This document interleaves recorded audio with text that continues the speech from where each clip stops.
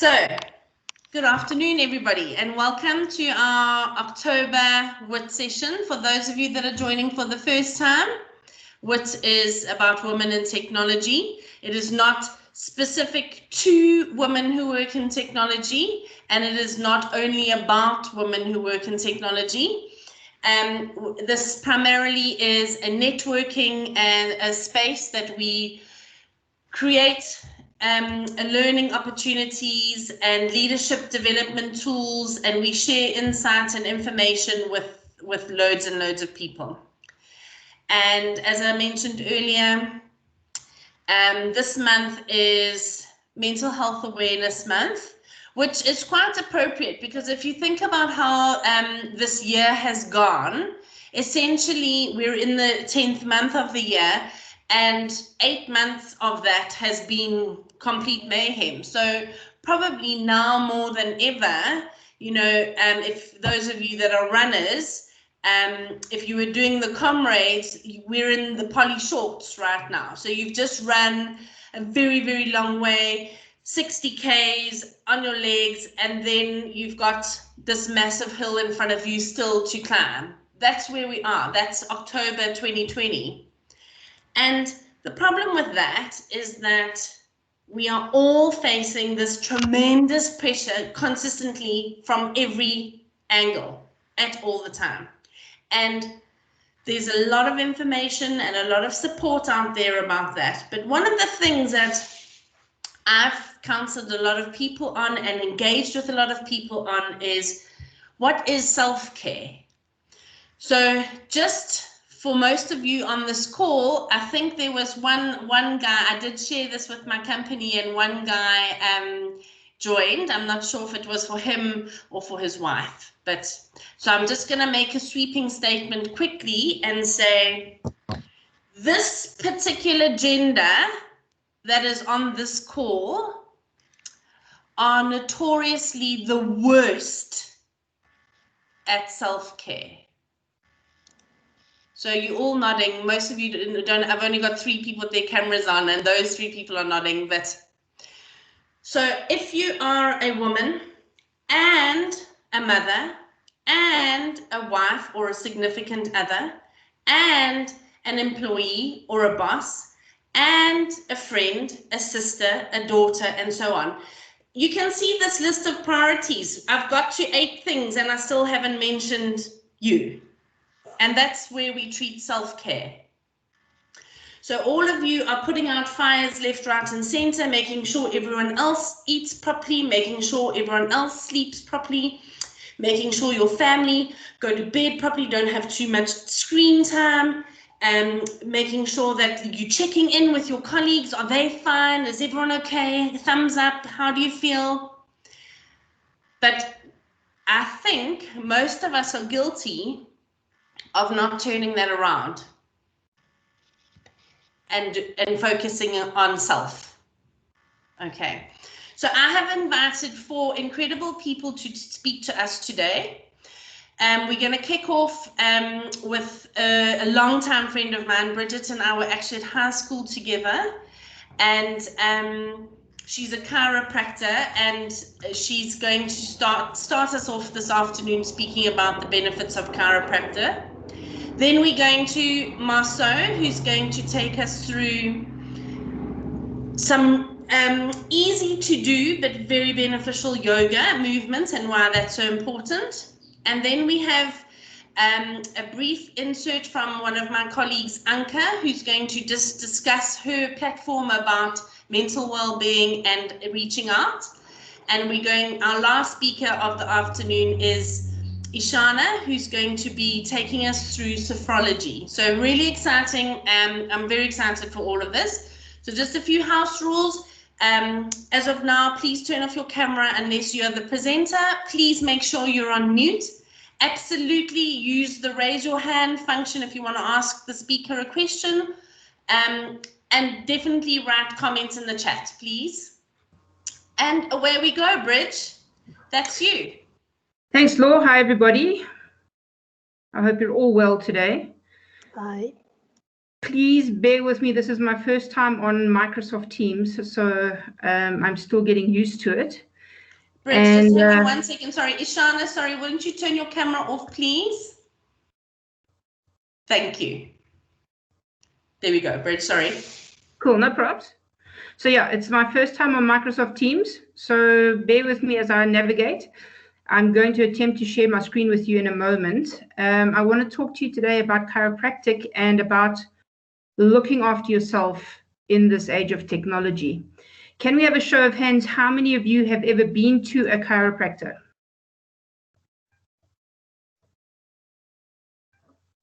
Okay, we've got 3 so far by the looks of it.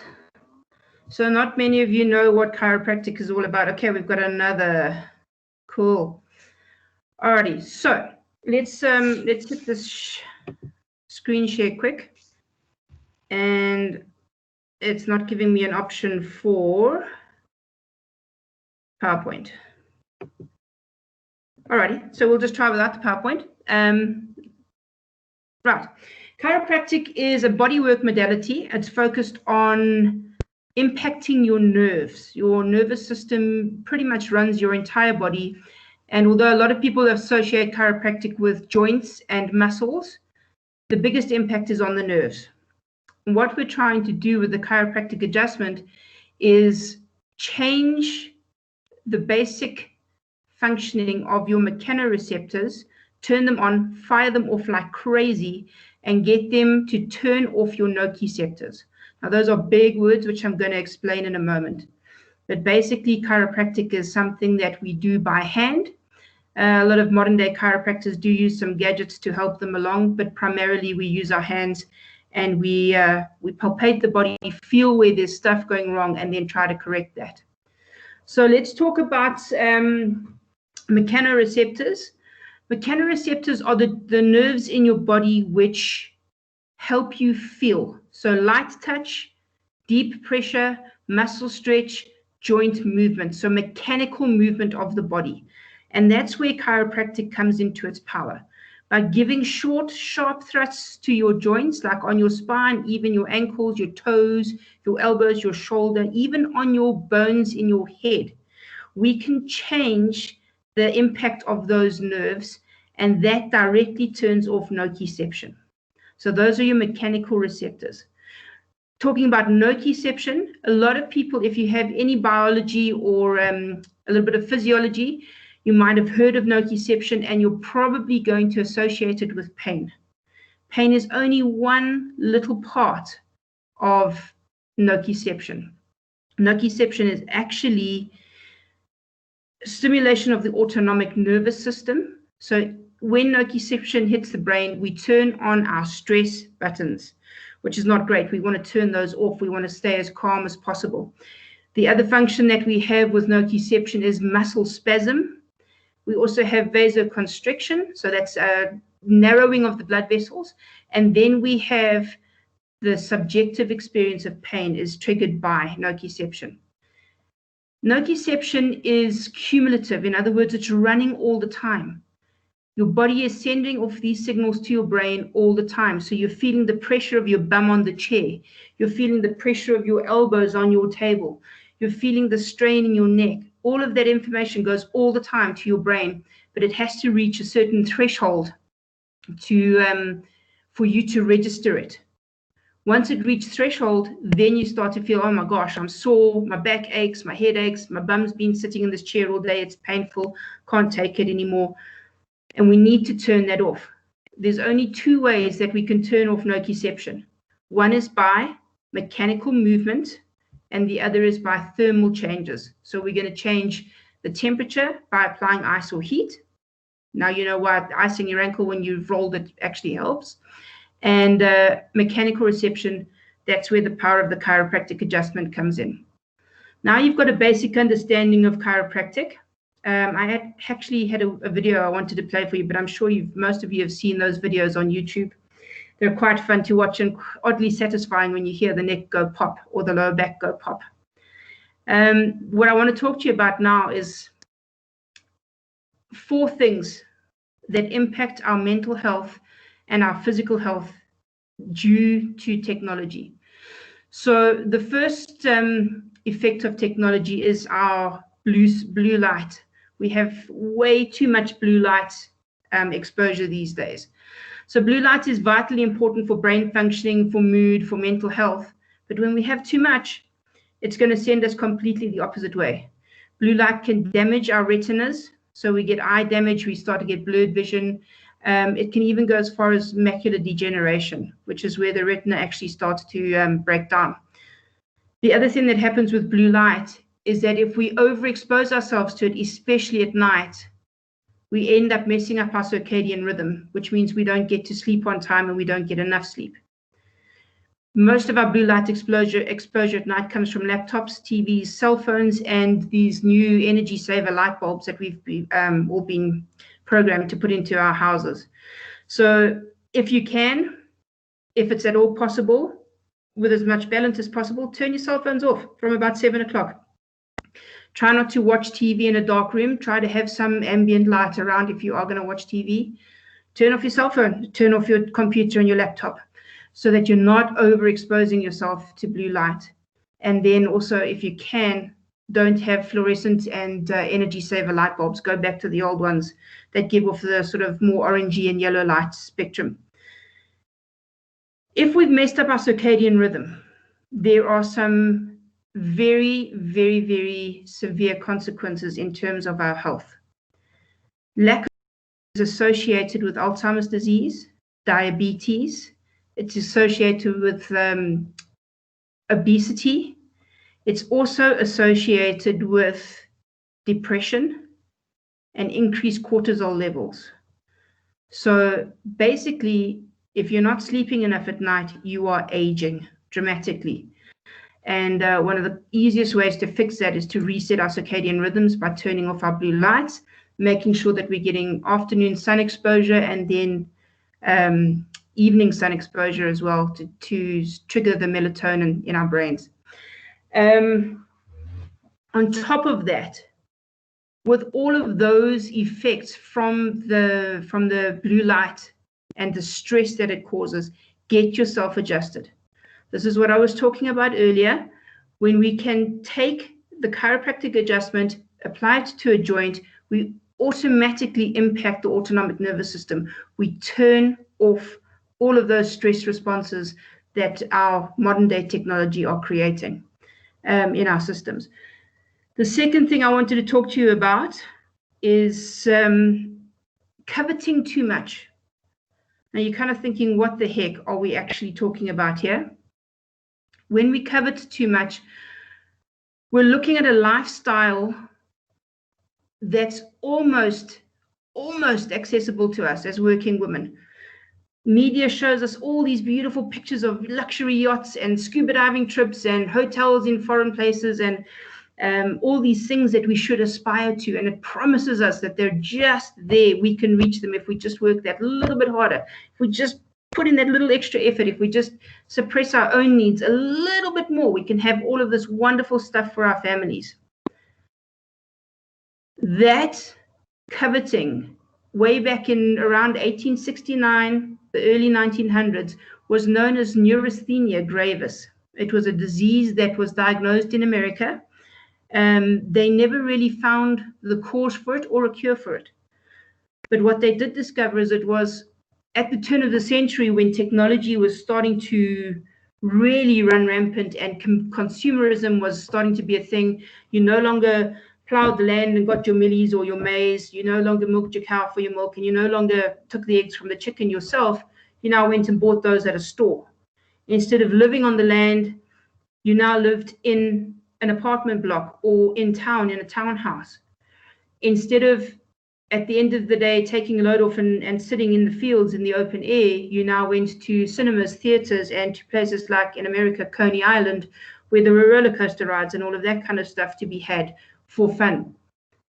Unfortunately, a lot of people realized that that American dream, all of that, those luxury items, having clothes made for you, buying those clothes instead of making them yourself, all of that was just not attainable. And they actually ended up having migraines, dizziness, weakness, fatigue, and also the onset of diabetes and sugar disorders of all sorts. So that's that disease of neurasthenia over the years, it kind of fizzled out. But you want to know what? It's making a resurgence right now in this age of technology. Once again, we have this massive boost. Technology is changing daily.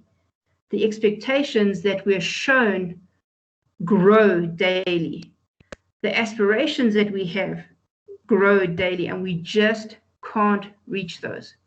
Believe it or not, chiropractic can help you with that as well, just by adjusting to impact your autonomic nervous system and change your perceptions of the stress that you're under. Further advice, if you find that this is you, where you're kind of feeling restless, listless, you just can't reach, perhaps you're even 30 or 40 and you're still waiting for life to start.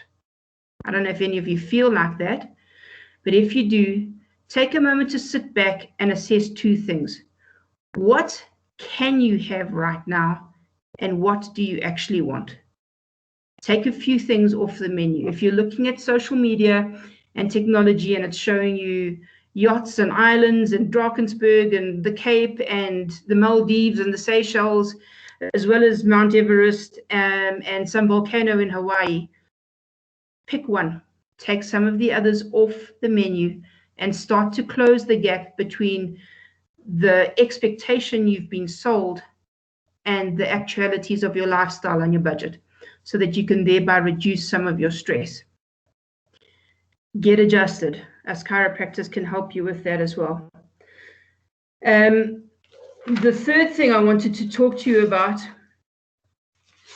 sorry, I've just, without my slides, I just need to know where we are. The erosion of societal fabric.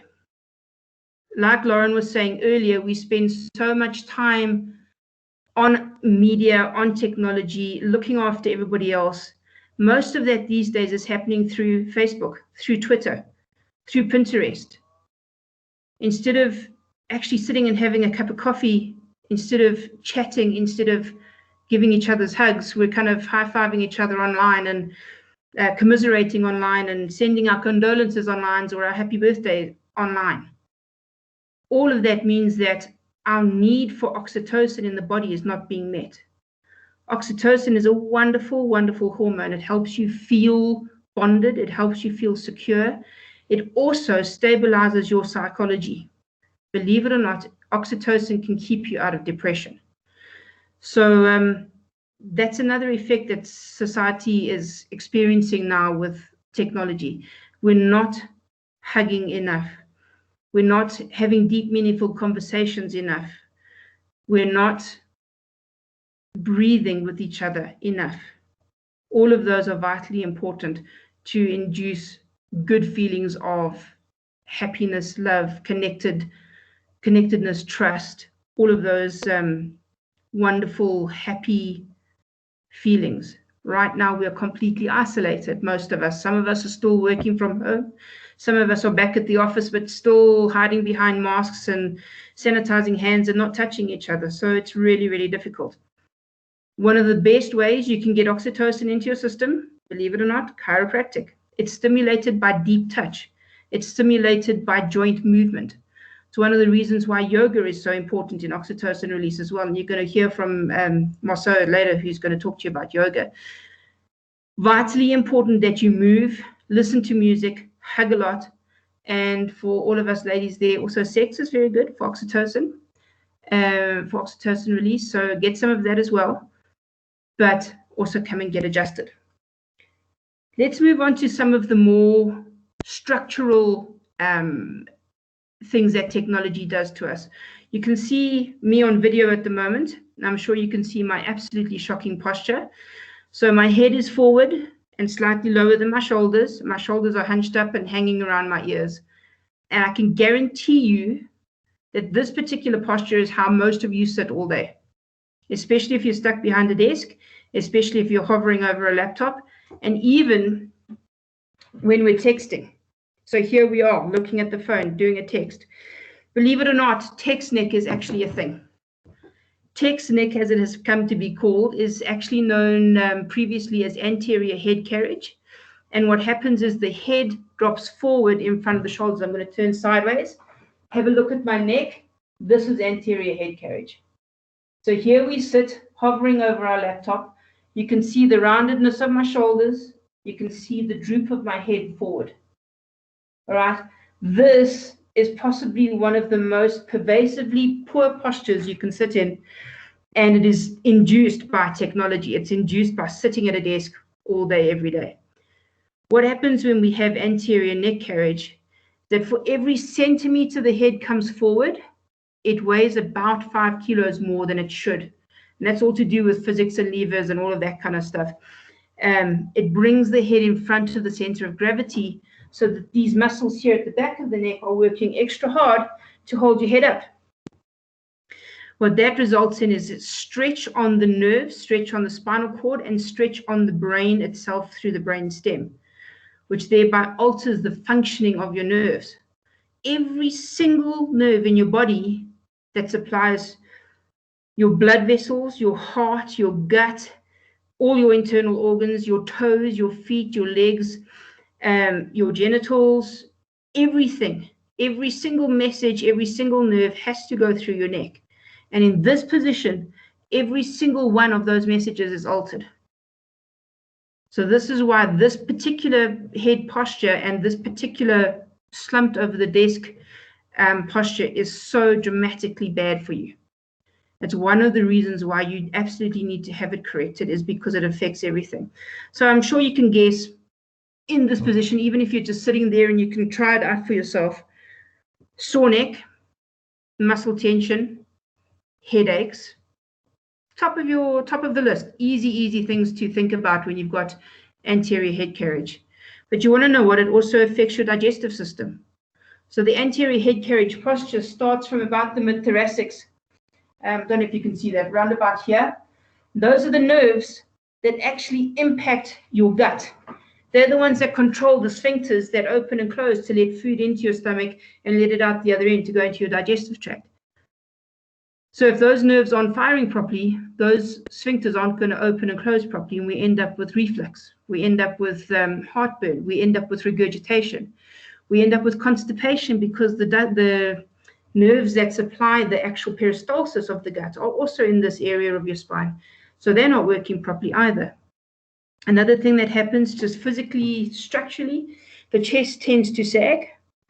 If you try and breathe when you're in this position, it's very difficult to really inhale and get a very good, full, deep breath. However, if you change that, bring yourself upright, position the head properly, take a deep breath in, you can actually get the breath right down into the lower lobes of the lungs, get a much fuller breath. And in doing that, you also turn off your stress. What happens when we're stressed, when we have a stress response, let's say we have to run away from a robber, or your child's fallen in the pool or something, you suddenly have to go, breathing changes from a whole chest to just the upper part of the chest over here. When we're sitting like this, that's the only part of the chest that's moving. That's the only part of the lungs that are breathing. Your body interprets that as stress. So even if you're not stressed, even if you're feeling actually particularly relaxed, you come and sit at your desk and you're only breathing here, your body's going to interpret yourself as being under stress, under threat, and it's going to start to stimulate the autonomic nervous system. You're going to get adrenaline and cortisol being flooded into your system. Cortisol is a wonderful substance.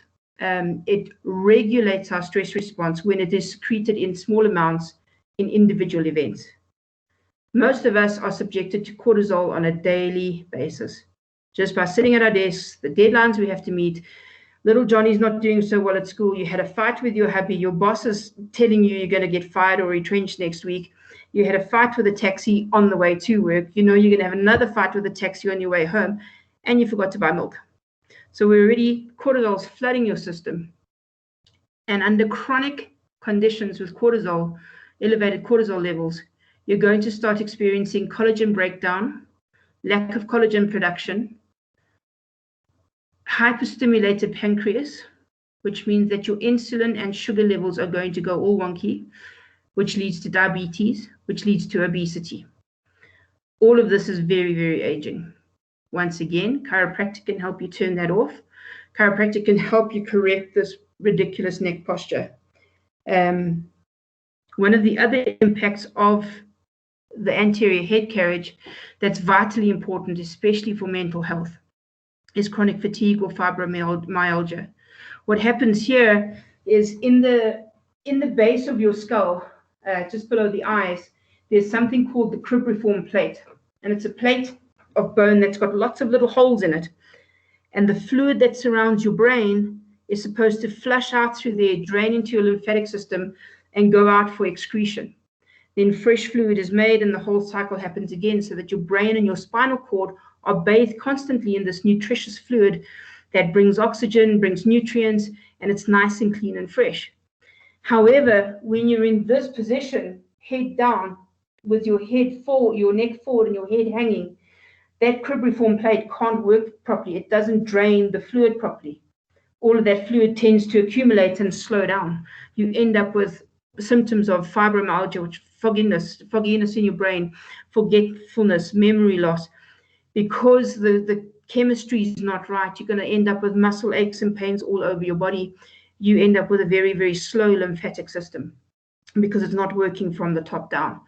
And chiropractic can help with all of those. The last thing I want to talk to you about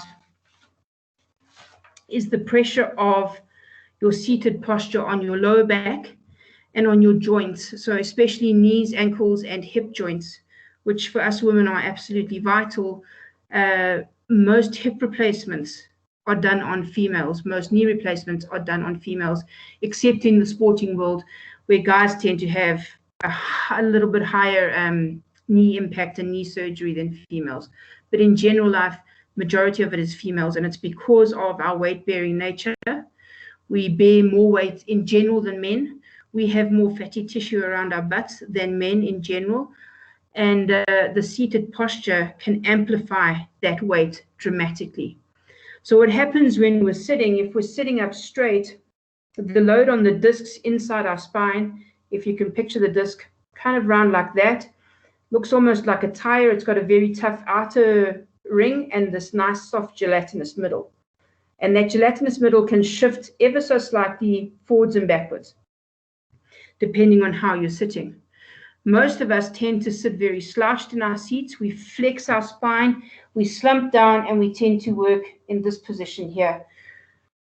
Some studies have shown that that slump or that flexion of the spine is actually approaching the same degree as stooping down or bending down to pick up your shoes or pick something up off the floor. And picking something up off the floor is a momentary thing. It takes a minute or at the most. Tying your shoelaces, 2 or 3 minutes.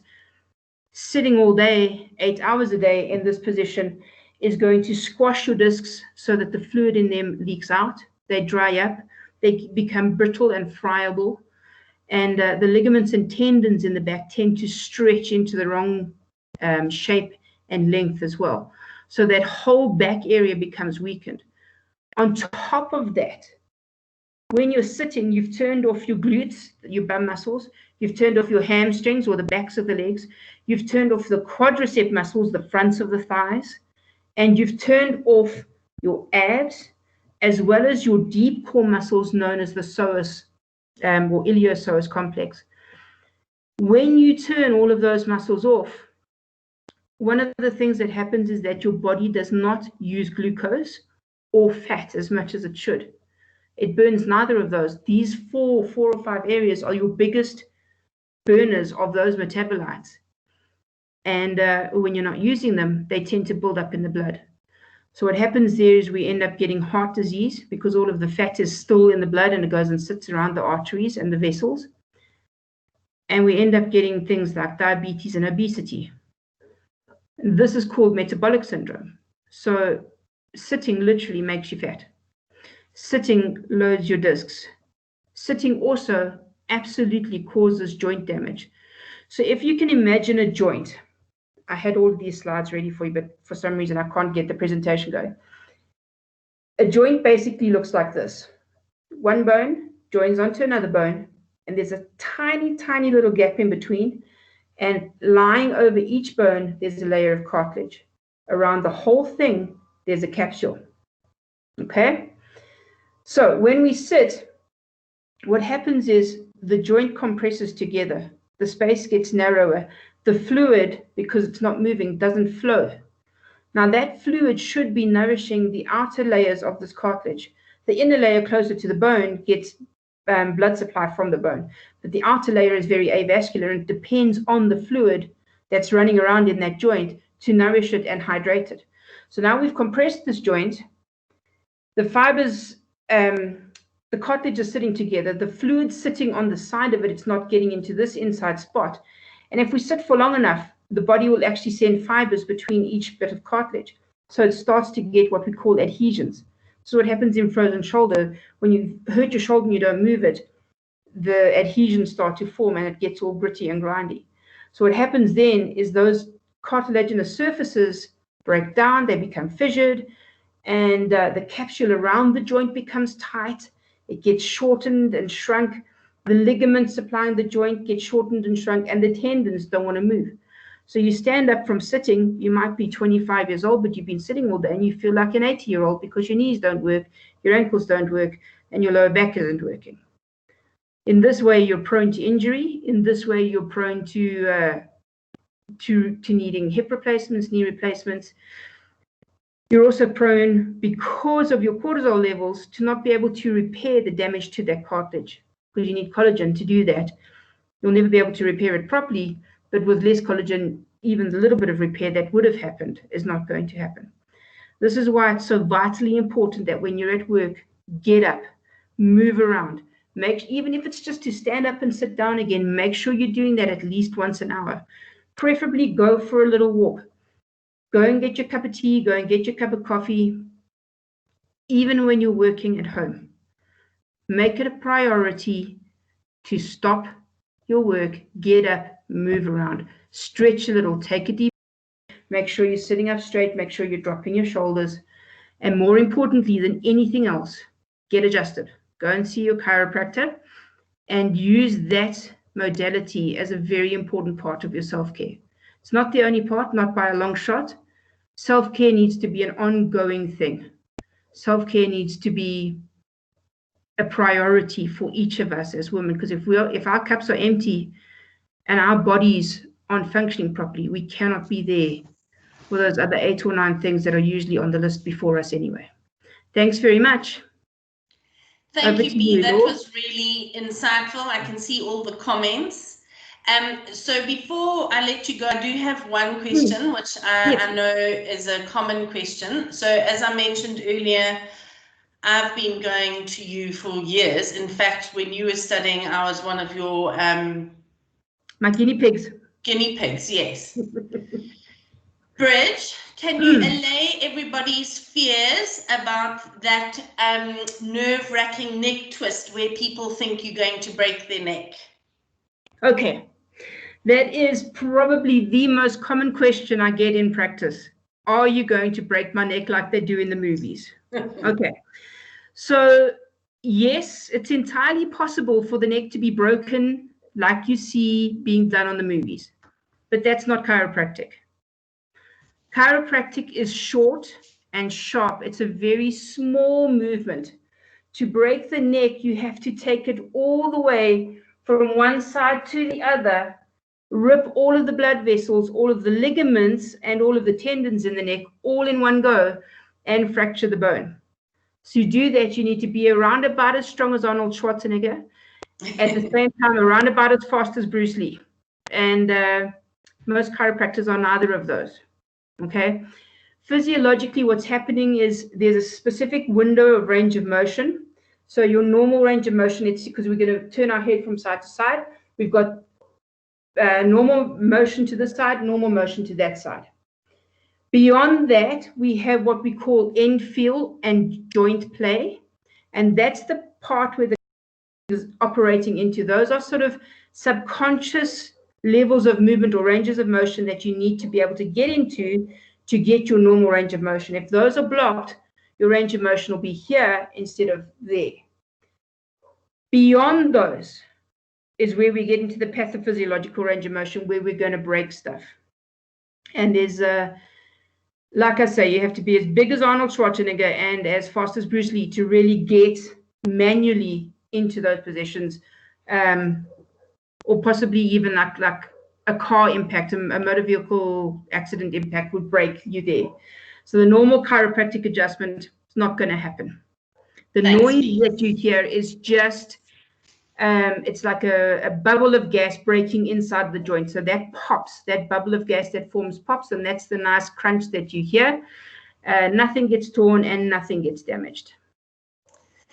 Thanks, Bea. So we are a little bit pressed for time. Paula has asked you a question. So I'm going to invite Marceau to begin now. If you don't mind responding to Paula's question in the text box, if you don't mind, so that other people can see your response. And then if we've got time at the very end, we can come back and have further discussions. But thank you very much. Very insightful. I did share Bridget's website, so you can go and learn a bit more on her website, and I will make a plan to get her mystery deck from her. Thanks, Bea. Sure, my pleasure. Okay, I hope you enjoyed it. Fantastic. So next up we have Marceau. Mars, if you can pop your camera on this time, and Bea, if you can turn yours off. Sure. So Marceau is one of our consultants here at Mint. That's her 8 to 5 job. But actually her true calling is that she's a yogi. So Mars, over to you. Thanks so much, Law. Bridget, I just want to start off and just say that listening to you has given me goosebumps from tip to toe. You know, when you talk about posture and the nervous system and the impact of incorrect posture, it is absolutely frightening. And, you know, we don't realize how absolutely vitally important it is that we take care of ourselves, you know, and as Law said earlier also, you know, all these roles that we need to fulfill as women in the age of technology, it's madness. So I'm just going to go ahead and just share my screen here if you guys want to give me a seckie.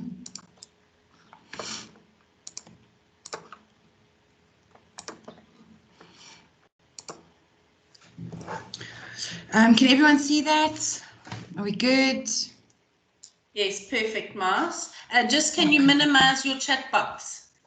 Yes, thanks, Law. Thank you. Yeah, so as I said, just what Bridget said gave me goosebumps from tip to toe. So let us just absolutely dive right into the benefits and the impact that yoga has on our well-being. If we have a look at what yoga is, the word yoga means unity or oneness, which is derived from Indian Sanskrit, the word yui, and it means to join or union. And this unity described in spiritual terms is the unity of the individual consciousness with the universal consciousness. So this thing about me, myself, and I absolutely falls away, and it becomes more about we. And then obviously on a practical level, we're talking about the balancing and the harmonizing of the body with the mind and the emotions, you know, and all of these things work together. And when they do work together, then we are happy, wholesome people. And this is done through the practice of asanas, named in Sanskrit, or the pretzel yoga poses, but also breath work, which we refer to as pranayama. Mudras, which are hand gestures, and an example of that is just, you know, when you put your forefinger to your thumb, that is a mudra, and what that does during yoga or meditation practice is it actually sends energy back into your body, which is absolutely amazing, you know. And then we've got the Shatkarma Kriyas, which are exercises of cleansing, and that goes from sort of skull cleansing to palatal and tongue cleansing. Nasal cleansing, which you ladies might be familiar with, is when you use a neli potty to clean out your sinuses and the nasal passages and get rid of all the chachas that live there. And then also meditation, which in my 10 years of yoga practice, ladies, takes a long time to master, you know. And so the purpose of yoga is to reach samiti, which is the union of the divine. And although yoga is not a religion, it can be incorporated with religion as a spiritual practice, you know, to divine, depending on who that is for you, you know, based on your religion. Just to jump right into the yoga or the benefits of yoga practice, and also what Bridget has said now is just ringing in my ears. It's absolutely fascinating. Is it relieves anxiety, reduces inflammation, it improves your heart health. You know, it promotes good quality of sleep, because if you think about it, the physical practice of yoga and the postures, the asanas that we do, we are bending forwards and we are bending backwards, and we're doing twists and often inversions. And what we're doing on the whole system is sort of squeezing it out like a dirty sponge, you know, getting rid of all the toxins in the body. And then once releasing the poses, we open the body again and allow for all that fresh blood and oxygen to enter, you know, the muscles, the bones, the nervous system, you know, your digestive system.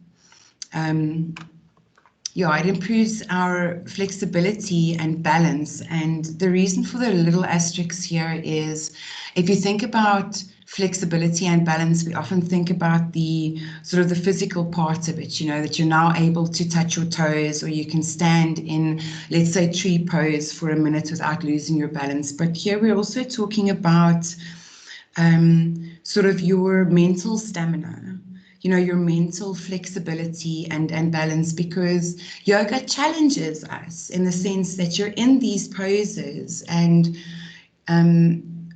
you now need to breathe, you know, and hold it and become comfortable in this. And so when we talk about flexibility and balance, it's your balance in life and how you stand in your power, you know, especially as a woman in technology, in your power as a woman and how you're presented and open to life. So it's quite amazing. It improves our stamina, our muscle strength, and our mental flexibility, as I said now. It perfects your posture, and this just coming back to what Bridget said, you know, about too much texting and slouching in front of the laptop. We even slouch when we stand, and most of us don't actually pick up on that. So it does help to perfect your posture, you know, by just bringing your body back into a natural state where it feels comfortable and it moves the way it's supposed to move, you know, the way it's intended to move. It protects your spine. And this also just coming back to what Bridget said, is that you've got all these sort of vital life juices that move up and down your spine. You know, and in yoga practice, with the postures and the twisting and the forward folding and the backward bending, it just invigorates this spinal fluid. Yeah, just keeps it alive and moving and flowing, you know, and this is connected to every single thing in your body. It prevents cartilage and joints breakdown, you know, and as Bridget explained earlier, you know, how your joints work. Very, very important, because once those things are damaged, you know, you're kind of busted for the rest of your life, and that is not somewhere where you want to be. It increases blood flow, it drains your lymphs and boosts your immunity. It improves creativity, concentration, and sharpens your memory. And again, if you think about it, because yoga challenges us in these yoga poses, holding them, breathing in them, and feeling comfortable. And then it also maintains the 11 systems of your body. So we're talking here about your digestive system, you know, your nervous system, all your organs, your bones, your muscles, your skin even. It maintains all of that. It boosts your immune system. And then it also encourages self-care, because now you're taking this time for yourself every single day and just shutting out the world and focusing on what you need to do during your yoga practice. It teaches us also to live a healthier life. And this I can vouch for, because I've stopped smoking. I'm not saying everybody needs to become a vegetarian, but you definitely do become a hell of a lot more conscious about what you're putting into your body. So these, ladies, are just the benefits that I've listed that ring true for me during my sort of 10 years of being a yoga practitioner, but they are endless and absolutely boundless. And I've just included a little link here from Yoga Journal, if you'd want to go and read up about the other benefits of yoga. And as I said, they're endless. And if you look at them, it's definitely something to chew and something to think about.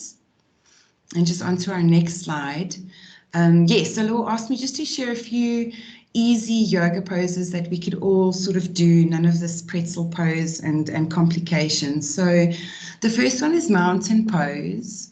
In Sanskrit referred to as Tadasana, and although this pose looks quite simple, like we're simply standing, it actually requires quite a lot. And in this pose, it corrects and improves your balance, and it makes your spine more agile. It strengthens your thighs and your knees and your ankles, because during this pose, these elements, your thighs and your knees and your ankles, are actually, they're engaged. And this is the other thing about yoga as well. Some of it looks quite simple, but there is always a level of focus and concentration and physical activation. It firms your abdominals and your buttocks, which is quite hard to believe as well, as I said, when you look at this pose.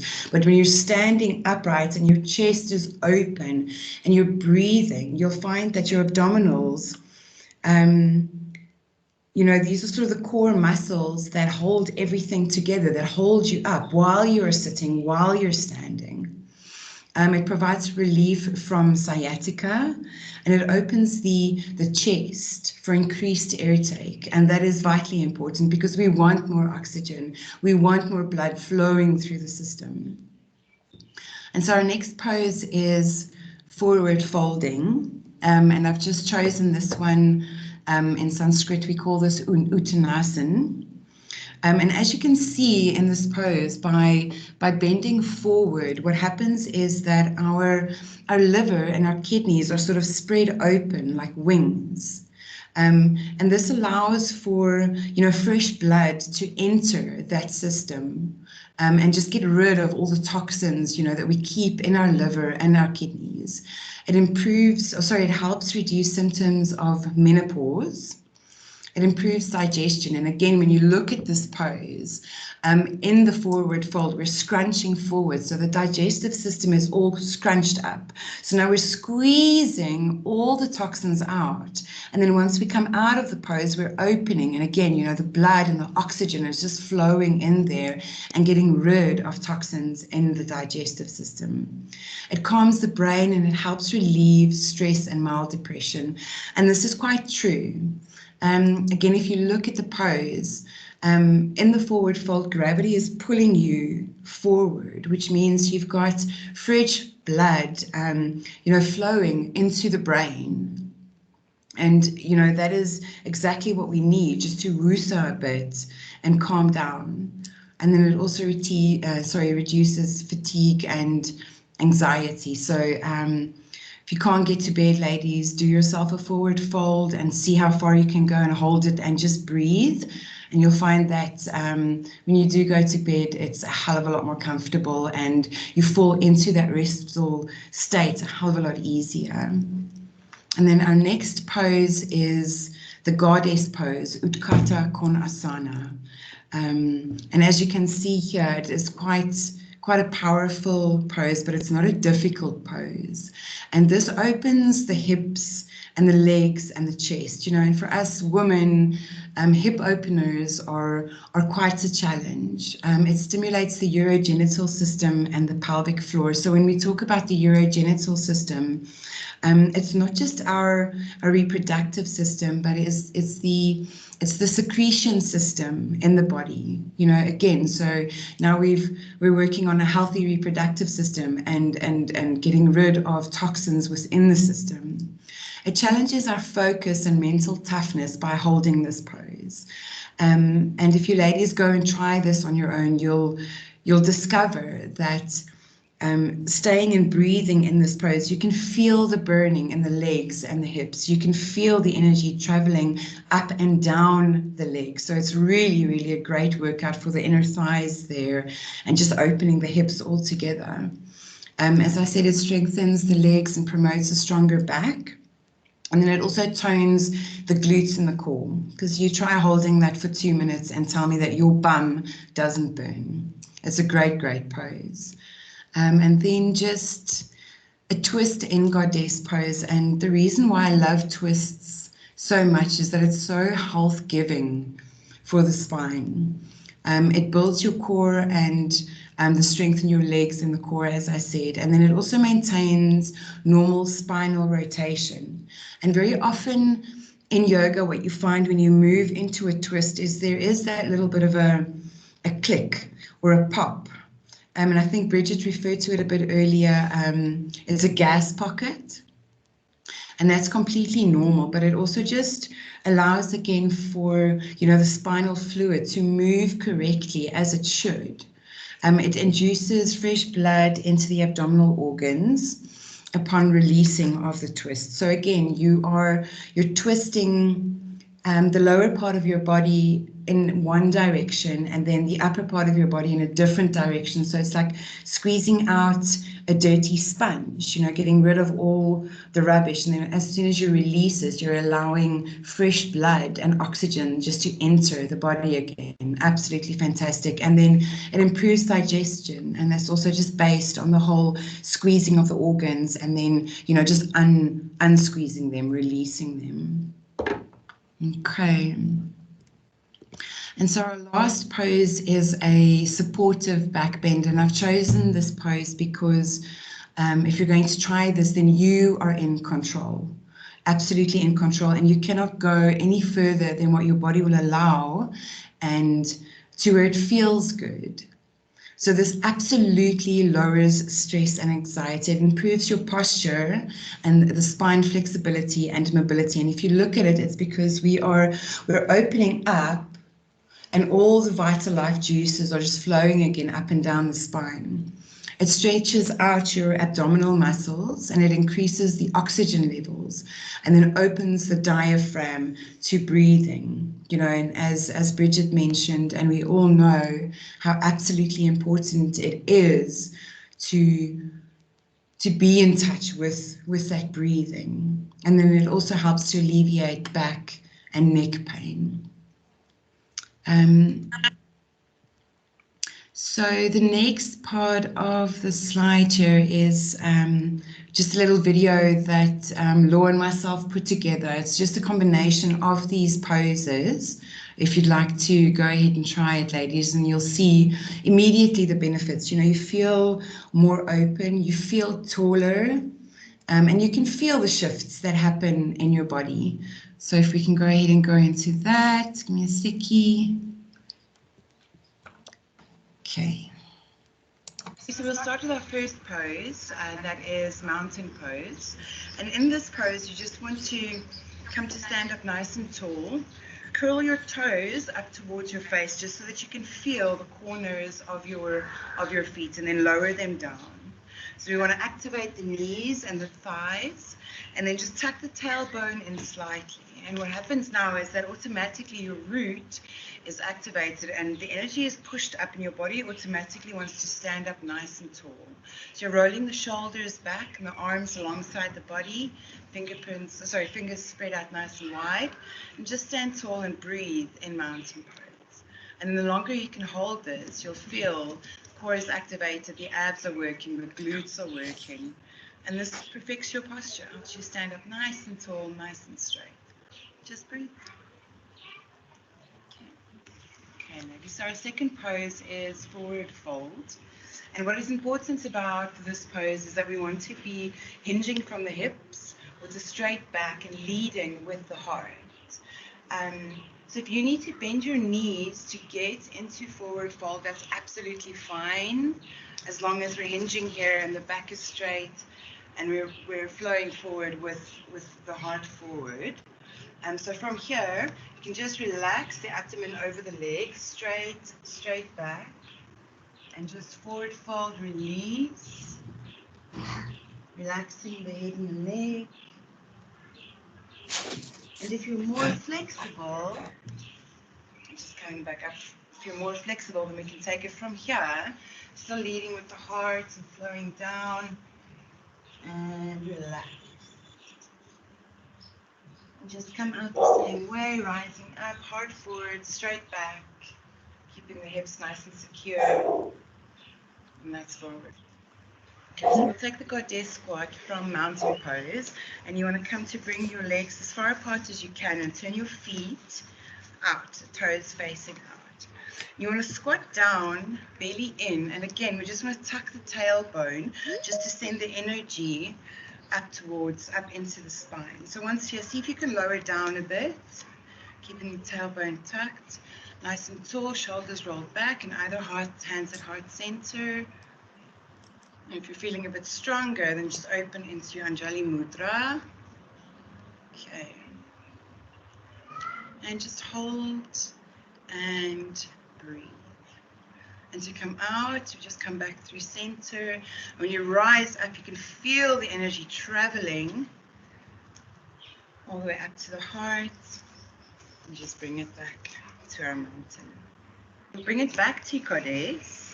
Just opening up nice and wide, tucking tailbones, lowering down nice and strong.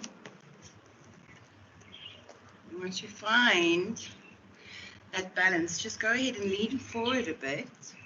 Take a deep inhale. You want to push your thighs away and then take a twist to the left. Inhale, come back through center. And then push the other thigh away. We take a twist to the right. And you can already feel just how health-giving that is, just to twist. And just move in a way that is comfortable. And it just feels so good in the body. Just rising up again, come into our mountain pose. All right. So from our mountain pose, we want to just go into a supported back bend here. And what's nice about this pose is that you're in control. So you can't go any further than what it feels good here. So we're going to bring your hands to your base. Just rolling the shoulders back and letting the shoulders just hang down. And so you want to reach up with your heart towards the sky. And just opening. And as you exhale, see if you can walk it down. Just nice and slow, keeping your neck and your head just supported here. And if that is as far as it goes, beautiful. If you can, take it a little bit deeper. And exhale. And you're just rising up nice and slow, nice and supported. And then just feeling the grace of a back bend there.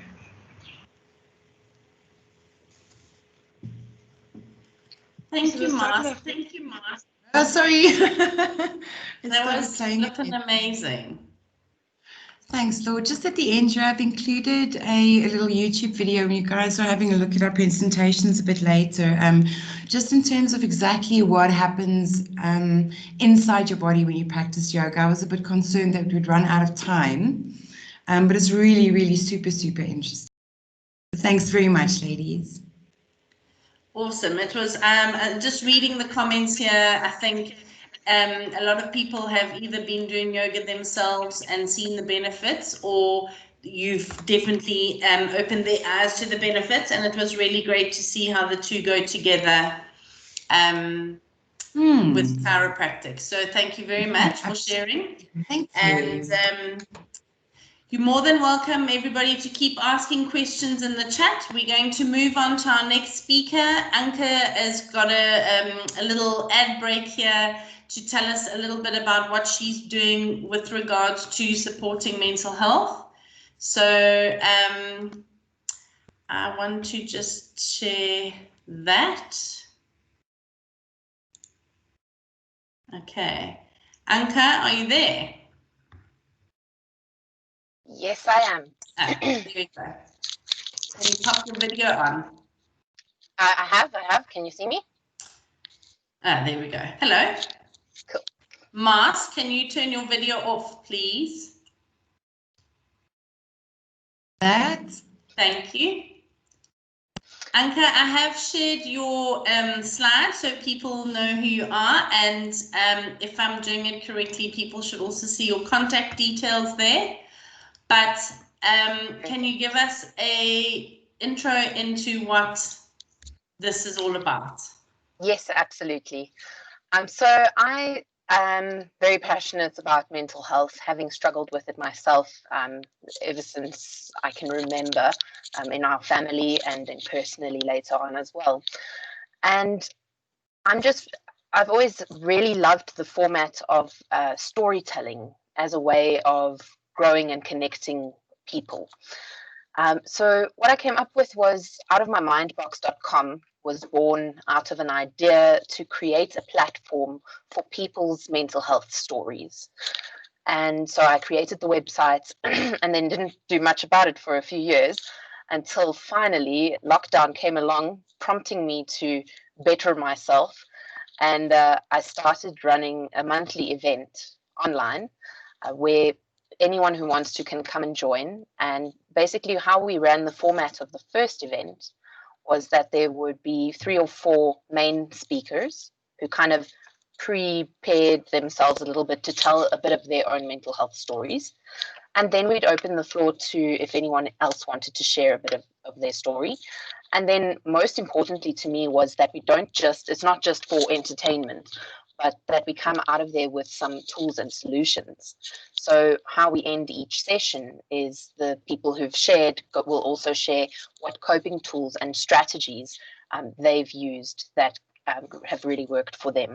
So we've discussed from meditation to yoga to medications to all sorts of different methodologies and ways of addressing your mental health, because we know it's not one size fits all.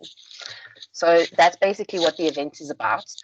If you do go to outofmymindbox.com, you'll find I've also got a podcast there, which if you're interested is to do with intuitive eating. And it's also got some people's mental health stories on it. So please feel free to go to outofmymindbox.com. There's a registration form there for the next event. So if you would like to attend, whether you just want to spectate or whether you'd like to tell some of your story, you're absolutely welcome. And yeah, there's the link. Thanks, Lauren. Thanks so much for the opportunity. Pleasure. Thank you for sharing. And I really encourage people to go onto your site and to join up. Talking about self-care and mental well-being, it starts with somebody. Somebody has to talk first. Somebody has to get it going, and then it becomes a bit of a floodgate. And when you start sharing your story, you'll hear other people have had a similar experience and they've got things to share and things to learn. So thank you, Anka. Thanks for creating that safe space. It's really fantastic. Thanks. Okay. Fantastic. So we're on to our last speaker. I'm sorry, I'm just assuming that if you need to go and top up your wine glass or pop to the ladies, that you're just doing so in your own time. We've got so much content tonight that there's not even a moment to have a break, which is actually very exciting. But our last speaker this evening is a very interesting lady that I was introduced to through a mutual friend. And Ishana, where are you? Are you coming up? There we go. So Ishana is a sophrologist. I had to go and look that up when I first met her. I had to quickly Google what is sophrology. I'm not going to give the game away because Ishana does an amazing job of educating. And what I really appreciate today is that she's going to leave us with some tools as well. So there's been a lot today. As I said to you, everything is recorded. If you do need to drop off, we're very conscious of time. Please know you can just, tomorrow I'll share the YouTube video with you. But thank you, Ishana. Welcome to your first, but I hope not last, WIT event. And thank you for taking the time to educate us this afternoon. Thank you, Lauren. I really appreciate being here and welcome everyone. It's nice to meet everyone. Just a little bit about myself. I actually worked in corporate for over 18.5 years and resigned as a project manager, moved to Switzerland for a few years, and that's where I learned about sophrology. In sophrology, every little small town in between the big cities, there's an average of 8 to 12 sophrology practitioners. It's under medical insurance in Switzerland. So I not only studied it, I went through the journey, and I also teach people internationally to become practitioners. So I'm just going to try and open my slide presentation quickly. If you can just bear with me. We can see it, Ishana. You can. All right. I'm trying to get it in presentation mode. All right. So I also have 3 children, so it's a busy household. My son is 20 and I have twin girls at the age of 13. Is this coming on to? Oh, there you are. Yeah, there we go. Right. Perfect. So I'm going to, go through some of the slides quite quickly because of time. And so let me start. Basically, what is sophrology? I first want to thank Bridget, Marceau, and Anke. I think we all complement each other, and I just enjoyed and learned quite a bit actually from you already. So thanks for that. I hope I add some value as well. Firstly, what is sophrology? So as you can see the diagram, in sophrology, we split the body into 6 systems, okay?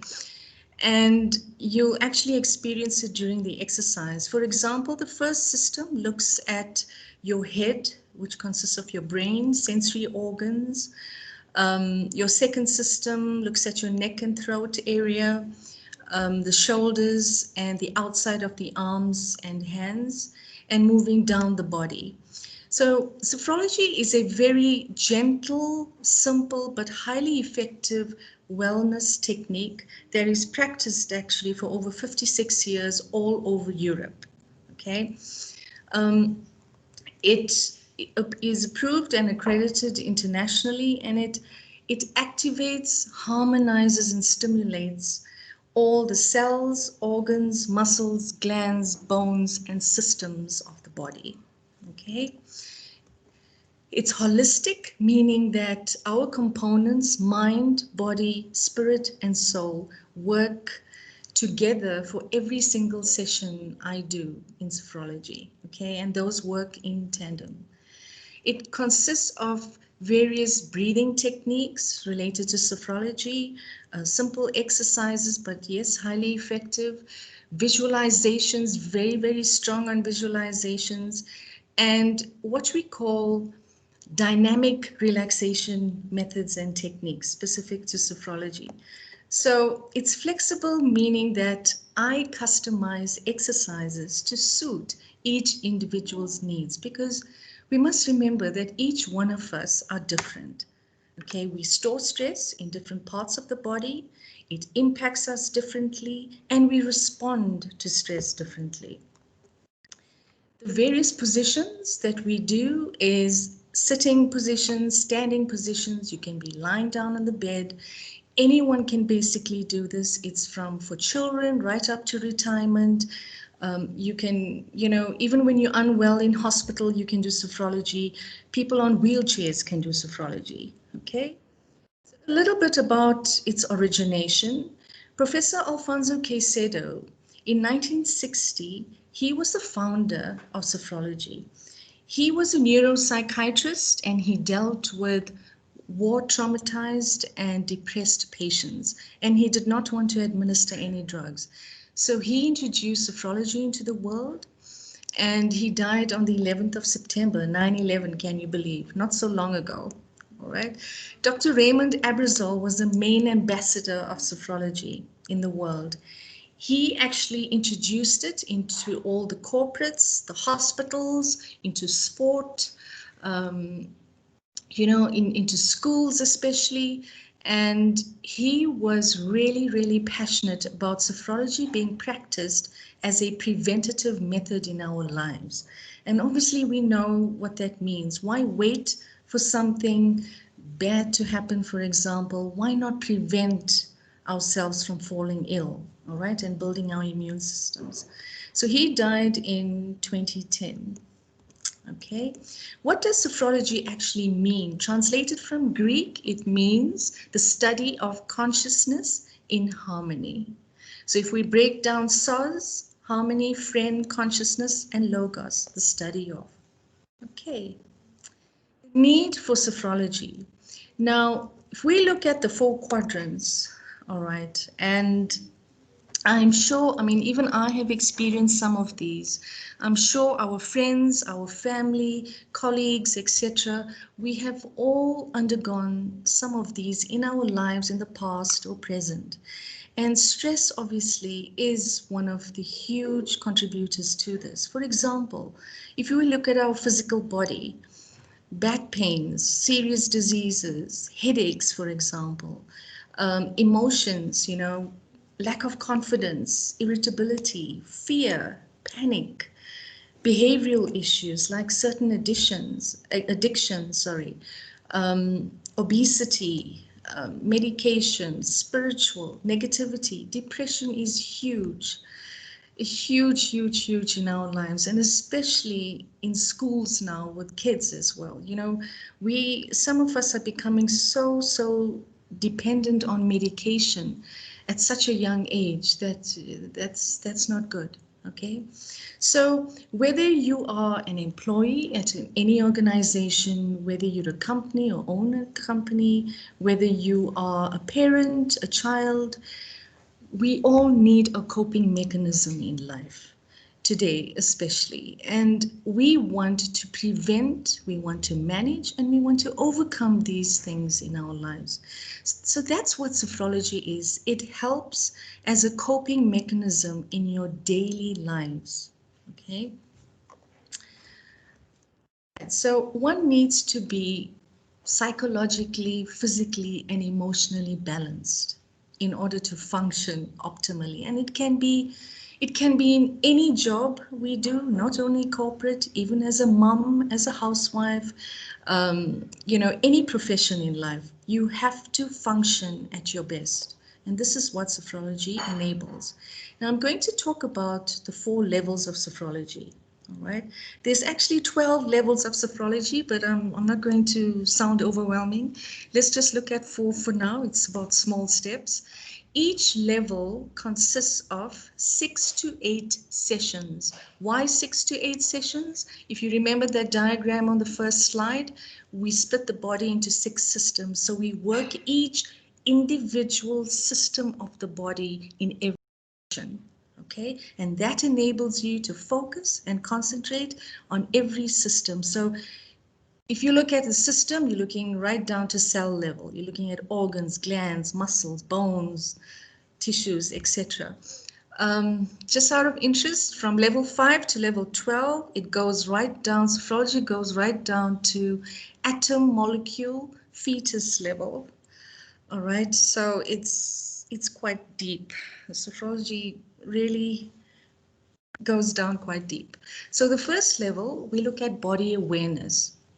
And the purpose of this level, you start becoming aware more of your body, you start connecting more with your body, nurturing it, appreciating it. Obviously, when you start becoming aware of things, you start focusing on it and you become more appreciative of it. Improving your sleep immediately from very number 1 session in sophrology starts working on your sleep. Yes, Bridget, strongly agree with whatever you've said about sleep. You're building your self-esteem, immediately starts reducing your stress, tension, anxiety, focusing on the skin cells in level 1, for example. All right, then you start becoming more aware of your breathing and how you're breathing as well. Level 2 looks at the mind and 5 senses. And here in this level, we do more brain mindful exercises. Okay? looking at how the 5 senses actually link to the mind and the transformation of your mind, body, and spirit. Level 3 looks at emotions, okay? Exploring your inner outer world. Now, Sophrology also looks at your past, focuses on your present, and helps to map out your future. It is not only about your well-being, your physical well-being. Sophrology also looks at your personal self-development and career growth, because it's all about setting these small goals for yourself. And during your journey, as you can see, Sophrology is a journey. During your journey, you start achieving these goals, okay? And as you start achieving these goals, you start setting new ones in your life. So yes, you manage your emotions more efficiently. You know, it's also about detoxing the mind and removing the blockages, things of your past, for example. We also carry negativity from our childhood right up to 40, 30 plus, 50 plus, even if they're not dealt with. So it helps, you know, these things to resurface from the body as well. All right, so level 4 looks at the values, and this is the cherry on the top level. You may wonder what exercises you do for values. Well, it's really, really powerful. If you look at, we have like over 300 values. We actually, let's say, example, respect for the individual, love, compassion. We actually live these values on a daily basis due to the exercises we do, and we integrate it within the body on a daily basis as well. Okay, so this is a very, very interesting level as well. So as you can see, this is a journey. It can last from 3 months to 6 months, depending on the different programs, to 1 year or 1.5 years, depending on what you want to achieve and what your needs are. Now, the science behind Sophrology is actually the complete holistic transformation of the mind. And that can be achieved only after the 2nd level or during the 2nd level. Why? As I explained, the 2nd level comprises of brain exercises. Now, once this mind shift and transformation happens with Sophrology, because our minds are so powerful, when that shift happens, there's no going back to your old, should I say, bad habits, okay? You actually are on your way, you on a level where you see life differently, you do things differently, your life starts transforming positively, everything happens naturally. You don't need to go back and do all the exercises. You are just flying on your way, flying high, if I could call it that. So that's the complete transformation of the 4 levels. All right. So I'm just going to skip some of this. I'm just going to rush through it quickly. In terms of ROI, you know, looking from an HR perspective within the corporate environments, yes, as a company, whether you own a company or working for a company, you want to reduce absenteeism in the environment, in the company. You want healthier, happier employees at the end of the day. You want to improve your customer relationship management as well. You want synergy amongst your team members. You want a harmonious environment amongst your team members. You know, attitude and behavior play such a vital role, not only in the work environment, in your home environment, okay? And, you know, as a mom myself, I realized with 3 children, I had to address or fix my stress levels, my anxiety, before I could actually educate my children and tell them what to do, or my spouse what to do, etc. I had to fix myself first to handle and manage my stress levels, because as a leader, even in a company, as a leader in the home, in your home, the energy actually transfers from you onto the rest of the people in your organization or in your household. Okay, it's a transfer of positive energy. And that's what it is. And that's what one of the things that sophrology actually made me realize. The powerful thing about sophrology also is that it leads to self-realization. We can go blue in the face telling our staff or telling our children to do this, not to do that, etc., etc. They don't listen. But when you realize for themselves or yourself that what's wrong, what's right, this is what I need to buy in order to eat healthily, for example, or whatever it may be. Now that is powerful, and that's what it achieves.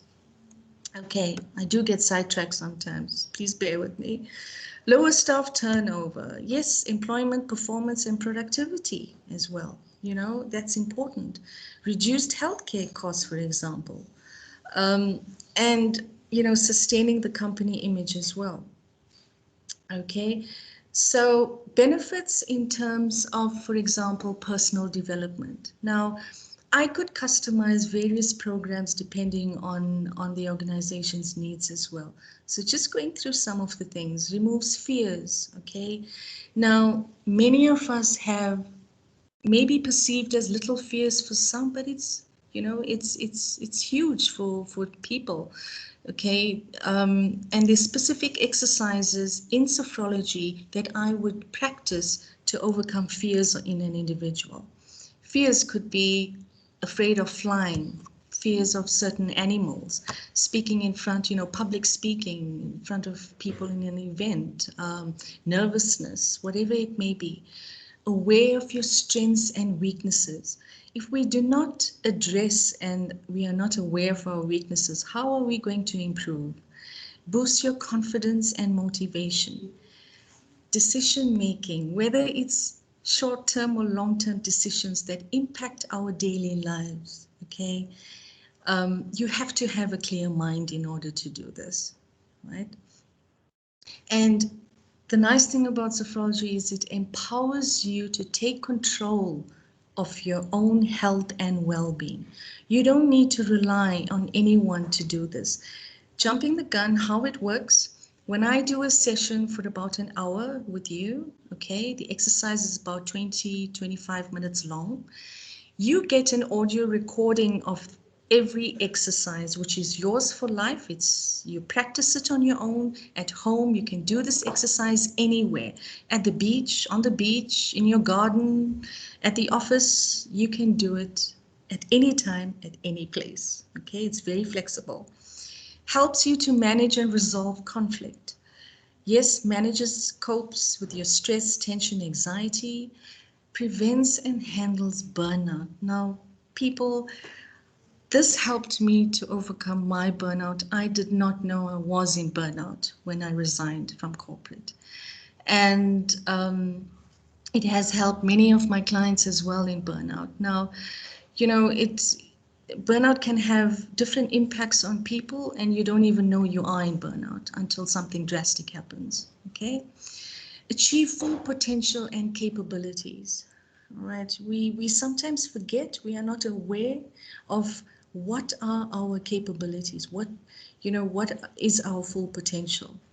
Quality sleep boosts your energy levels. Sophrology takes you right down, there's 5 levels of sleep. Sophrology takes you right down to the 5th level of sleep. And remember, it's not how many hours you sleep for, it's the quality of your sleep. So if I sleep, on an average, I sleep 6 hours a day. But someone who sleeps 8 to 9 hours could be still not productive at all, highly lethargic, very stressed, irritable, bad behavior, etc., because they do not have a quality sleep. All right, so that's very important. Enhances focus and concentration. I cannot tell you what a challenge I have with focus and concentration, not with children, but with adults who, you know, it takes them right to the 2nd level of sophrology to actually get that right, okay? It's a huge concern. Positive and happy. Actually, happiness should be number 1 with sophrology because it just does, all right? You just remain positive and you just are happy. Enhances your creativity and innovation. There's a whole course on sophrology on creativity and innovation. because by detoxing the mind and brain, your brain just flourishes, and the creativity just increases tremendously. All right, improves team management in your organization. Sorry, I can't see this. Something's blocking. Yes. Creates an invisible bubble, and this is very important. Now, what it does is it creates this invisible bubble such that any challenges that come our way, I don't want to say the big C word, but including that, any challenges from family, work related, whatever it may be, personal related, it bounces off you. You do not internalize any negative energy, because when we internalize negative energy, what does it do to us? Right? It impacts the mind, knock-on effect on the body, everything drops after that, okay? Including your physical, mental well-being and state. So that's also extremely important. And it enables you to be proactive. So from a professional personal development program perspective, now this is just an example that I'm showing you. It could go up to 14 sessions. You've got theoretical and practical training within the environment where I would do team activities, presentations, personal development and career enhancement. Each individual gets an audio recording, like I mentioned, to practice, and the program follows through either on a weekly basis, every fortnight, etc. There's always a feedback process as well from each individual, because things start happening to each individual, and people start opening up, talking about things, and that's the whole idea about sophrology. Okay. And obviously a certificate of attendance. And if I would do this in a corporate space, for example, this is the kind of feedback I would submit to HR, all right? Because if a company is paying for something like this for their employees, they would want to know, how is sophrology benefiting them, all right? So this is something I would submit, but whatever gets discussed in the sessions, stay in the room, all right? So I'm just briefly going to go through this quickly. I work with fertility, pregnancy. You're looking at women that cannot fall pregnant, during pregnancy, post-pregnancy as well. It prepares the body, obviously reducing stress. You have a better connection with the baby in the womb, releases physical discomfort, aches and pains, and you stay focused on yourself and the baby. I've just become part of the facility as well, based in Cape Town, and working with fertility patients. I also work with cancer patients, for example, and you've got 3 stages of cancer. I'm talking about any cancer, diagnosis, during treatment, and post survival. And I would customize different techniques and exercises to suit those different stages of cancer as well. Okay. And, because this goes right down to activating the cell level as well, and, works on the hormones as well, balancing the hormones as well. This helps tremendously with cancer. You're looking at education as well. Okay.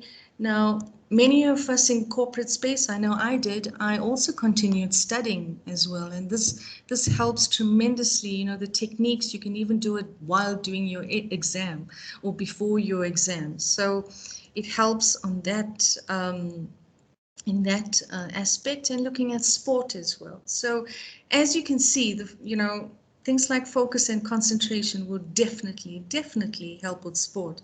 And just out of interest, the greatest demand for sophrology in Europe was sport and maternity, actually. Okay, you'll notice all the Swiss tennis players as well. Most of them do sophrology. So yes, just the health and wellness initiatives that I'm involved in. I wrote articles in these magazines, the South African Women's Health magazines and the cancer magazines. The Pink Parasol Project, if anyone's from Nedbank in the house today, this is sponsored by Nedbank under Dr. Carol and Ben. As you can see, she's the breast cancer specialist surgeon in Mill Park Hospital, and she actually took Sophrology under her wing. And like I mentioned, the Heart Fertility Clinic and the Skills Enhancement Group of South Africa, I just started doing their training institution. I just started integrating Sophrology into training programs as well. Okay, and that is very, very powerful as well. So some of the wellness programs or workshop topics that I would, possibly do in the corporate space, these are some of them in the list. And as I mentioned, Sophrology programs can be customized in any number of sessions. They are very, very powerful if we integrate it into the various training programs within the corporate space as well. All right, and that's it. These are my contact details if anyone needs them. And I've also shared a program with Lauren. If you are keen to look at that, that's just a sample program that I also help people with. So you're welcome to look at that as well. So what I'm going to do, and I'm really excited to do this now, is I'm going to close this. All right. Can everyone see me? Yes, I do have my video on, yes. We are going to do a sample. It's not a whole full-blown Sophrology exercise, but I'm going to quickly do a breathing technique with you. We are all going to do it together and the exercise. But before we start the exercise, just a few pointers. Because Sophrology also works with your posture, okay? We all need to sit. We're not going to stand today. I'm just going to make it simple. We're going to sit on a chair with a backrest. Your legs need to be at 90-degree angles. We're not going to be slouching in the chair. And your hands are going to be on your upper legs, your thighs, all right? And we need to do, during the exercise, a full body stretch. Now, full body stretch in a sitting position, okay, is basically your arms stretched forward like this and your head tucked in, all right? And your legs are going to be stretched in front of you in a horizontal position. So that's a full body stretch in a sitting position, okay? We're going to do that. And I'm going to do a mental body scan with you today, okay? The whole body scan. I'm going to breathe in energy into each system of the body as well. And I want you to think of something in your life, anything that happened in your life. It could be yesterday, last week, last month, 2 years ago, whenever, that really brought joy and happiness into your life, that made you laugh, made you smile. It was just love, like laughter, all nice emotions, all right? I want you to think of what it is, and I want you to park that in the back of your mind, all right? I just need you to think of one. Actually, I'm cutting the exercise down because of time, all right? So that, and the breathing technique we're going to do today, all right? You're just going to breathe in for 5 seconds, okay? This is a simple technique. Breathe in for 5. I'm going to do it with you. I'll do the counting. You're going to hold for 4 seconds, and we're going to breathe out for 6 seconds, all right? If you can't get this right, you can reduce the number of seconds. It's okay, okay? So that's called the centered breathing technique. Breathing in, hold, and breathe out very slowly and control your breathing. Now, when you do this breathing technique, even now and in future, I need you to start being aware of how you're breathing. I need you to also listen to yourself breathe, because when you start listening to yourself breathe, you become aware of how you're breathing. And there's many areas that you can breathe from: abdomen, your diaphragm, your chest, and here right up to the neck and throat. But we're not going to do that. But it's also, you know, important for you to become aware of how you're breathing to improve your lung capacity as well.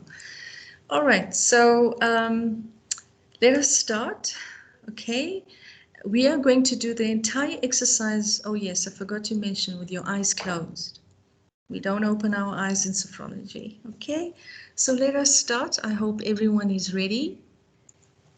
I'm going to close my eyes so that I can focus and concentrate on my body. We are going to start the breathing technique. So I'm going to breathe in slowly and deeply for 5 seconds.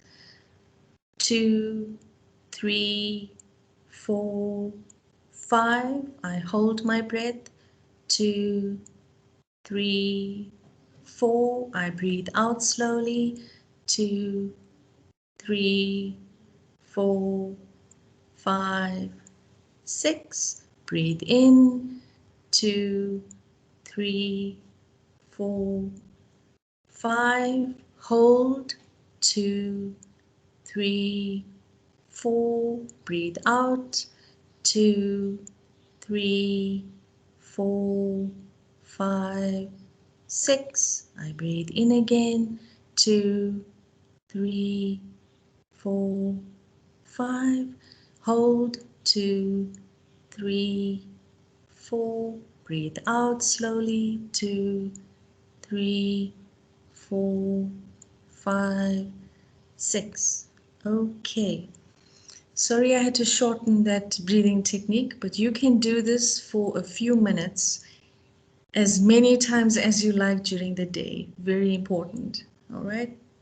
So let us start the exercise. Still in the sitting position, back upright against your backrest. I close my eyes so that I can concentrate and focus on my body.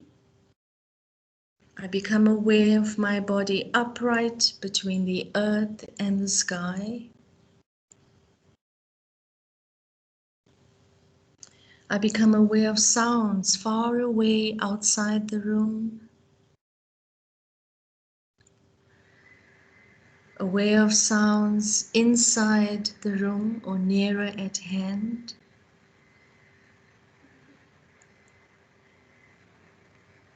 And aware of sounds coming from my own body, which is my breathing or my heartbeat. I welcome these sounds as if they're part of life.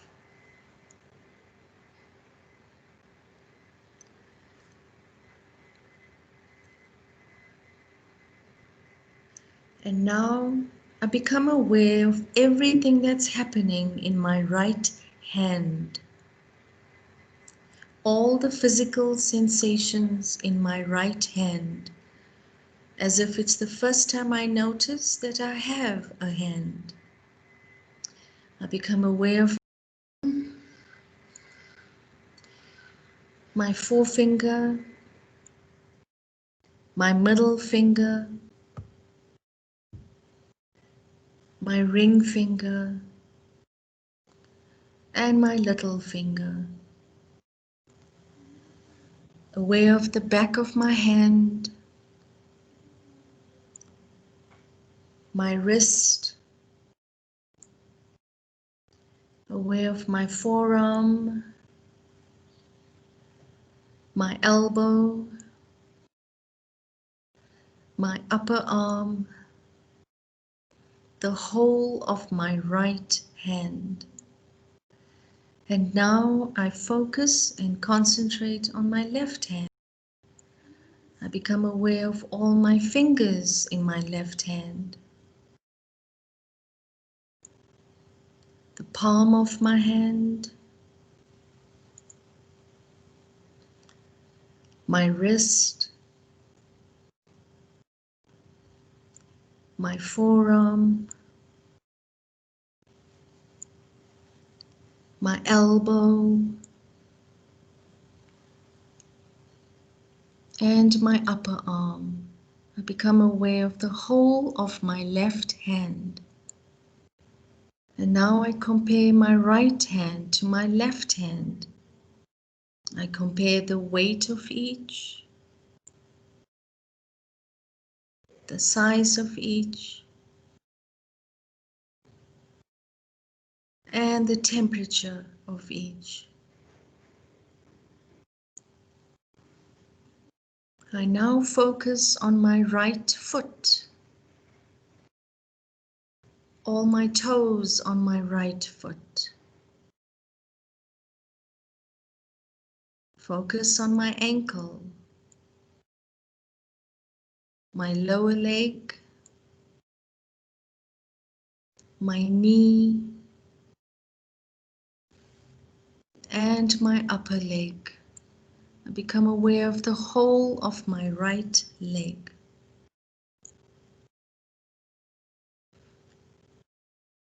And now I focus on my left foot, all my toes on my left foot,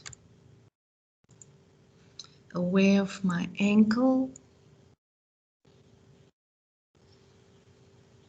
my lower leg,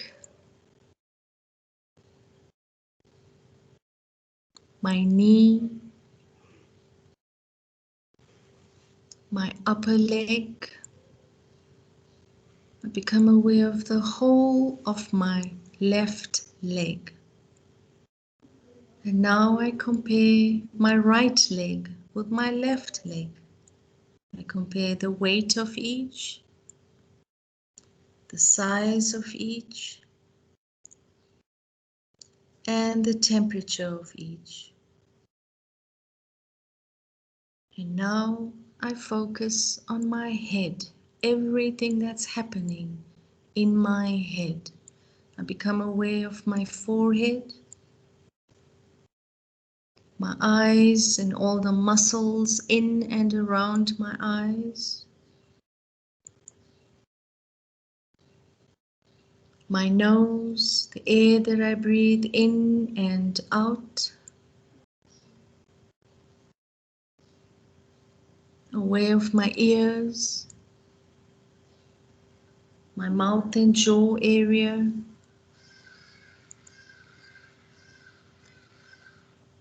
and the back of my head, everything that's happening in the back of my head. And then I move down to my neck and throat area, as if it's the first time I realize I have a neck and throat. My shoulders. I move down to my chest area, all the organs inside my chest, all the way around my upper back area.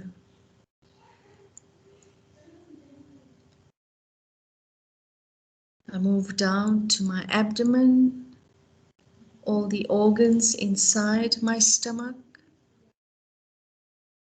all the way around my lower back area. I then become aware of my whole back, right down to the base of my spine.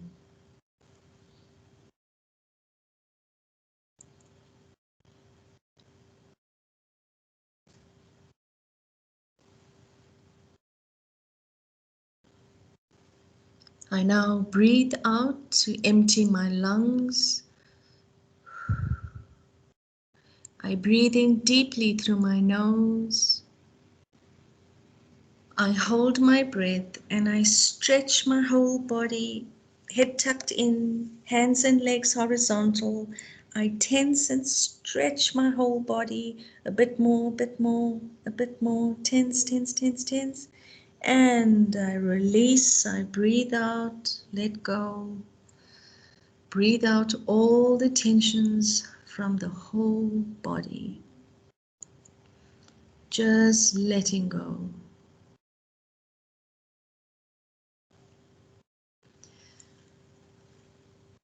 Integration pause. I just become aware of everything that's happening in my body now.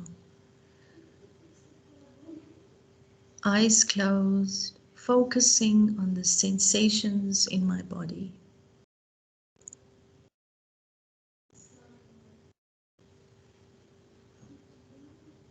I'm now going to breathe in vital energy into my body, starting with my lower body, my legs. As I breathe in deeply, I become aware of my legs, my fifth system. I breathe in this vital energy into all the cells of my fifth system, my lower body. And as I breathe out, I nourish these cells and I harmonize the cells in my lower body. I breathe in vital energy up into my fourth system, which is my stomach area, into all the organs, all the cells, and as I breathe out, I harmonize the cells in my stomach area.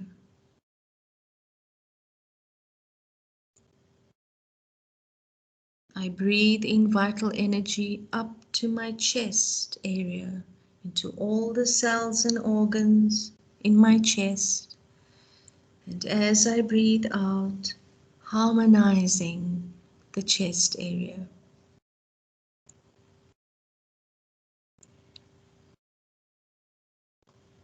I breathe in vital energy up to my neck and throat area, nourishing the cells as I breathe out and harmonizing my neck and throat area. I breathe in energy up into my whole body, from head to toe, into all parts of my body, breathing in this energy into all cells of my body. And as I breathe out, nourishing the organs and cells and harmonizing all the parts of my body.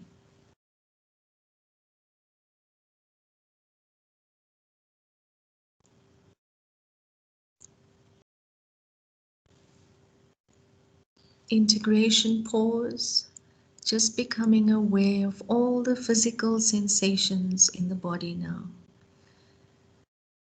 Focusing and concentrating on my body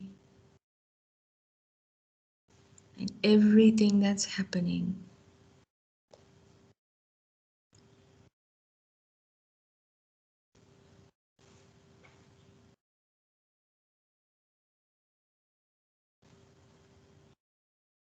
And now I'm going to think of a time, either in the past or yesterday or today, where I felt really happy. Something that happened that really made me laugh, made me smile. Maybe it was someone I saw, something I watched, something that really brought joy and made me feel happy. I'm going to relive that moment as if it's happening right now. I notice the colors, the sounds, the smells, as if I'm really there. And I notice where the happiness is in my body. What are the feelings? What are the physical sensations in my body?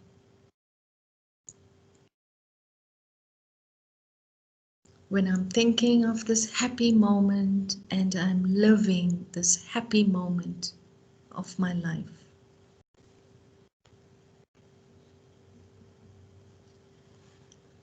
I let go of this happy thought and I just concentrate on the physical sensations of happiness within my body.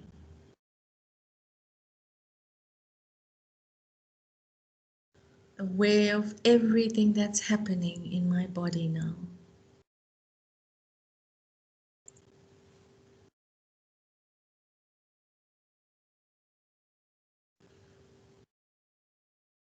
We are now going to activate 3 of our capacities. So as I breathe in deeply, I become aware, or I activate my capacity to trust myself and to have confidence in myself. Again, as I breathe in deeply, I activate my capacity to harmonize my mind, my body, and my spirit. Again, as I breathe in, I activate my capacity to create a positive future full of well-being.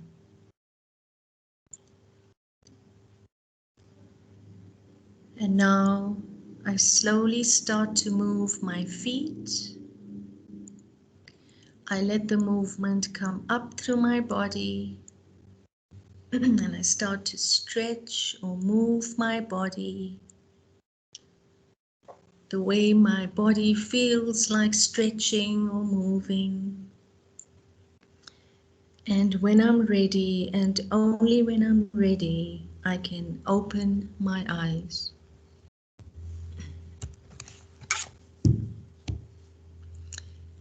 Thank you, everyone. I hope you enjoyed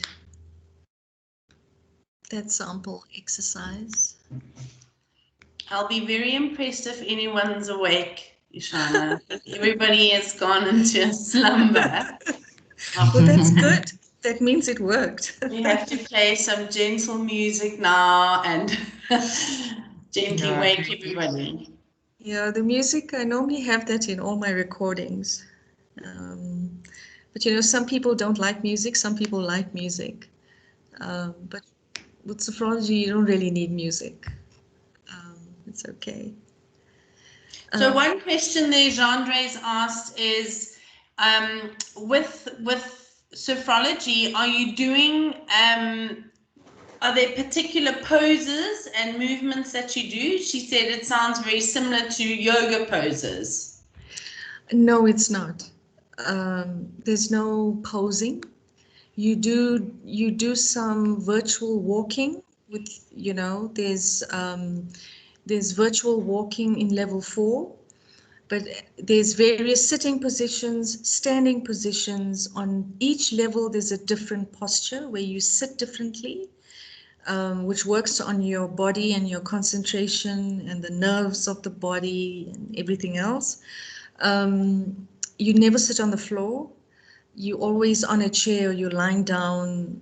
Some people actually prefer lying on a wooden floor even. So it's very flexible, you know, on the bed as well. Pregnant woman, you know, when you're heavily pregnant, you can't sit in certain positions. So we always want the client or patient to be the most comfortable, because there must not be any stress in the body. The body needs to be totally calm, relaxed, and highly alert all at the same time. All right. And then you actually do the simple exercise. Now, if you do the exercises accurately, you know, it has a very, very positive impact on the body. Okay. And everyone's different. You know, I could have 20 people in the room, Lauren, and each individual after the session will have something different to say. Something different, yeah. Ishana, a question that I have for you. So you mentioned, and you obviously spoke quite a bit about doing this for organizations and corporates and that, but do you do individual consultations? Yes, I do them online. So I do group sessions or personal sessions online and I go to the client or they come to me. Well, with COVID,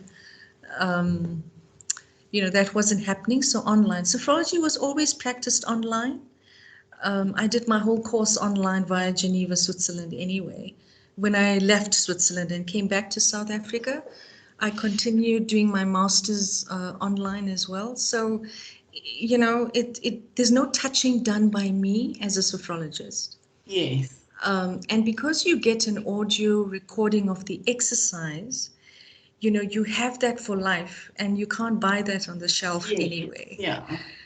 Because on a personal scale, that's customized for you. Because I customize my transcripts and recordings to suit individuals' needs as well, because everyone's different. Yes. And we all have different challenges and health complications, etc., etc.